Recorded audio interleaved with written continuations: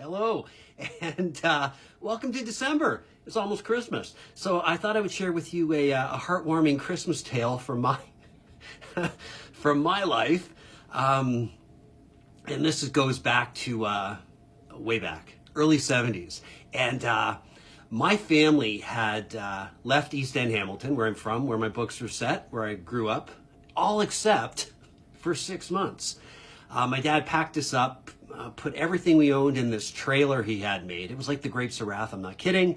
He put everything in this trailer and shipped us all to Vancouver, because the idea was that Vancouver was the land of milk and honey.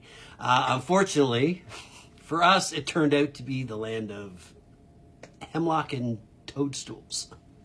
We had a terrible time. It was a disaster financially for us. So after 6 months, my mother took me and my brothers, came back to Hamilton, to the East End of Hamilton, and my dad quickly followed afterwards. But what happened when that Christmas came along, and I'm like 3, is that we had no money. We were living in a rented house. We weren't paying a lot in rent because the house was about to be sold. Well, it was sold. And this was like the time just before the new owner took possession, and they said, well, you can have it for like 3 months and you got to get out. We ended up going to public housing, where we lived for a year, and then my parents bought a house where they stayed for the rest of their lives in East Hamilton. But so we are in this rented house. We have no money, like no money. And when Christmas rolled around, my dad and my mom had to decide, are we going to buy Christmas presents or food? So they chose food, so we didn't have a big Christmas that year. We didn't really have one at all. But for a 3-year-old, no, you throw a couple of things in a stocking. So for me, I actually don't remember anything about this Christmas. We have no photos of this Christmas, which is weird because my dad was a camera guy. So he bought a bit of food, what we could afford. And he literally had just brought in these few bags of food when there was a knock on the door. And it was a charity. Someone had put our name in because we had hit hard times with this charity. My dad, no one ever said who it was, but my dad had an idea that it was a sister of his.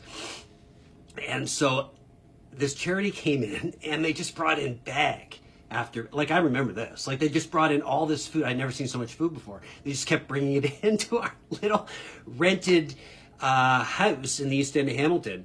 And so we ate well that year, and my dad actually gave some of the food away to his brothers and sisters, who also, a lot of people were going through hard times in the early 70s. So that is why to this day I always make sure that I give to food banks, etc., food drives, and I'm going to put a link in here in Toronto to the Toronto Daily Food Bank. But from time to time, people have hard times. No fault of their own. That circumstances happen. Illness happens. There's a lot of reasons that people need food. But the fact is, people need food. So, and that's why every year I'm sure to repay what was given to me and my family. So there it is, a heartwarming tale of the time that we needed some help. And from time to time, everyone needs some help. And I think people feel it more around the Christmas holidays. So that is it. I am Jeffrey Luscombe, writer, got a couple of books out. And that's my heartwarming East Hamilton story. And that's it.